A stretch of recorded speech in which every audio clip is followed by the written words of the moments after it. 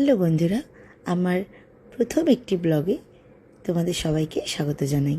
আমি এখানে বানাচ্ছি একটা শর্টকাট চিংড়ি মাছ। দেখছো আমি চিংড়ি মাছগুলো ভেজে রেখেছি, আর এদিকে একটা মশলা কষিয়ে নিচ্ছি। যদিও আমি অভ্যস্ত না, তাই মশলাটা কী কষাচ্ছি আর শ্যুট করতে পারিনি।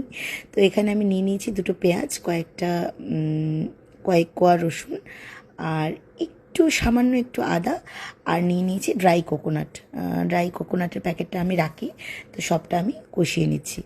এদিকে আমার ছেলে খুব ঠাকুর পুজো করতে ভালোবাসে। আমার মা এসেছিল, তো লক্ষ্মী ঠাকুরকে ওরা দুজন মিলে সাজিয়েও পুজো করছে। আর এদিকে আমি ভাত বসিয়ে দিয়েছি। এদিকে সাথে সাথে মশলাটাকেও কষাচ্ছি।